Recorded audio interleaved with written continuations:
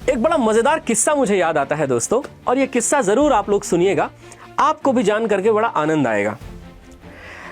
जब 1798 में वेलेस्ली ने सहायक संधि यानी सब्सिडरी अलायंस इंट्रोड्यूस किया, तो धीरे धीरे राजाओं को उसने सहायक संधि साइन करने के लिए अग्री करना शुरू किया। सबसे पहले हैदराबाद के नवाब ने कर ली थी, और धीरे धीरे राजस्थान के रजवाड़ों के पास भी इनके संदेश जाने लगे। अंग्रेजों ने राजस्थान के रजवाड़ों को भी सहायक संधि में लगभग 1820 आते आते ला ही लिया था।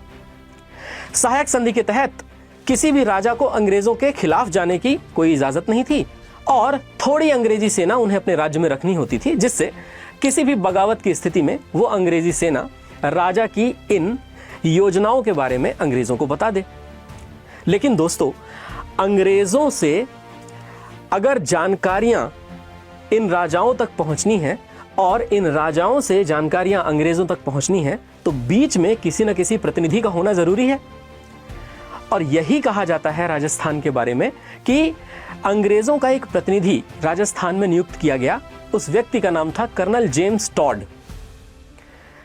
कर्नल जेम्स टॉड अंग्रेजों से इजाजत लेकर के सबसे पहले उदयपुर पहुंचा, और उदयपुर पहुंचने के बाद वहां के महाराणा से अपनी अगुवाई करवाई। खूब पधारो मारे देश और बहुत सारा आओ भगत पा जाने के बाद वह राजस्थान के अलग अलग रजवाड़ों के पास एक घोड़ा लेकर के घूमा, और जब भी वह राजस्थान में किसी भी जगह पर घूमता वह वहां की कहानियां सुनता, और उसे सुनने में बड़ा इंटरेस्ट आए। 12 बरस लो कुकर जीवे और 16 रो जिए सियार, बरस 18 क्षत्रिय जीवे आगे जीवन को धिक्कार। तो वो कहता था जौहर क्या होता था? लोगों ने बताया जौहर तो बड़ी आम बात हुआ करती थी राजस्थान में। उसने पूछा कि ये अरब और तुर्क आक्रांता कहां आते थे? लोगों ने बताया उनसे लड़ना तो बड़ी आम बात हुआ करती थी राजस्थान में। और कर्नल जेम्स टॉड बड़ा फैसिनेट हो गया। उसको लगा कि यार राजस्थानी लोग गजब के लोग हैं, इनके अंदर इतनी शूरवीरता है अगर, तो ये तो हमें उखाड़ फेंकेंगे। बस इनके पास एक चीज की कमी है, वो है आधुनिक हथियार। और अच्छा हुआ कि इनके पास आधुनिक हथियार नहीं है, वरना तो अंग्रेज किसी भी समय भगा दिए जाते। तो जेम्स टॉड ना धीरे धीरे पक्का राजस्थान वालों का फैन हो गया था। और जब जेम्स टॉड राजस्थान वालों का फैन हो गया, तो जब भी अंग्रेज कोई लेटर लिखते तो जेम्स टॉड कहता कि सब ठीक चल रहा है। अंग्रेज पूछते कि बताइए बगावत के कोई सुर तो नहीं आ रहे किसी राज्य से? वो कहता अरे इनकी बगावत हो जाएगी तो आप टिकोगे थोड़ी। तो अंग्रेज बोलते थे कि अरे ऐसा क्यों बोल रहे हो, बहुत शूरवीर हैं ये, राजस्थान वालों को कोई मुकाबला नहीं। आप उदयपुर से लेकर के, जोधपुर से लेकर के, जयपुर से लेकर के, भरतपुर से लेकर के जालौर, आबू तक की रियासतों को देखिए, बहुत शूरवीर लोग हैं ये। अंग्रेजों को धीरे धीरे लगने लगा कि ये जेम्स टॉड हमारा आदमी है या इनका आदमी है। तब इतना बड़ा फैन बना हुआ है ये राजस्थान का। तो जेम्स टॉड को ट्रांसफर करने की बात अंग्रेजों के दिमाग में आ गई कि इससे पहले कि ये खुद ही ना बगावत कर दे अंग्रेजों के खिलाफ, इसका ट्रांसफर करो, इसको लंदन भेजो। और उस समय तक वो सारी कहानियां और राजस्थान के राजाओं के राजपत्रित इतिहास को, जिनको ख्यात कहा जाता है, उनको पढ़ पढ़ करके राजस्थान के इतिहास को लिखने में लगा हुआ था। उसका अचानक से ट्रांसफर ऑर्डर आ गया, और अंग्रेजों ने जब ट्रांसफर ऑर्डर भेज दिया तो बेचारा रोने लग गया। उसने कहा कि अभी मत ट्रांसफर करो मेरा, थोड़ा समय और बचा है, मुझे किताबें लिख लेने दो और उसके बाद मैं चला जाऊंगा। अंग्रेजों ने कहा नहीं, तुमसे हमको खतरा है, तुम आदमी ठीक नहीं हो।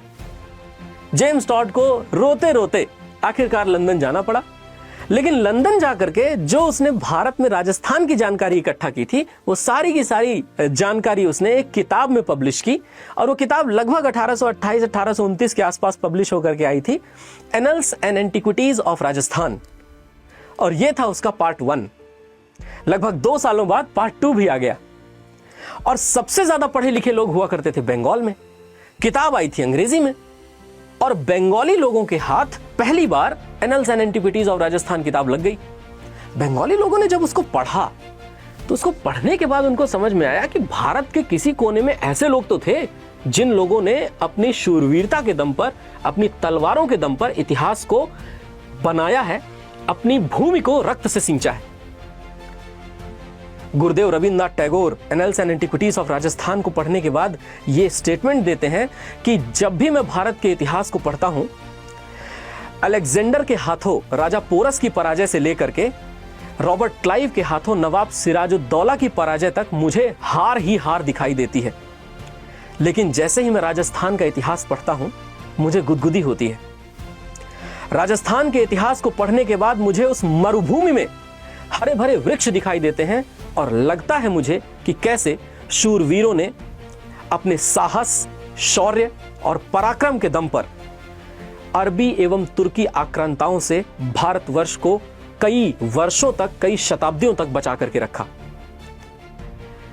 दोस्तों, राजस्थान का इतिहास पढ़ करके गुरुदेव रविन्द्रनाथ टैगोर को गुदगुदी हो रही थी, तो ये बात याद रखिए कि 1857 की क्रांति में इस किताब का भी बहुत बड़ा योगदान था कि वहां के लोगों ने यह सोचा यदि राजस्थान वाले 50 लोग सामने आने वाली 500 की जनता से लड़ सकते हैं अपने गायों की रक्षा करने के लिए, अपने भूमि की रक्षा करने के लिए, तो याद रखिएगा बंगाली भी लड़ सकते हैं अपनी भूमि की रक्षा के लिए। और 1857 की क्रांति के पहले यह भी एक फ्यूल का काम करती है और इस फ्यूल ने भी बहुत ज्यादा हवा दी थी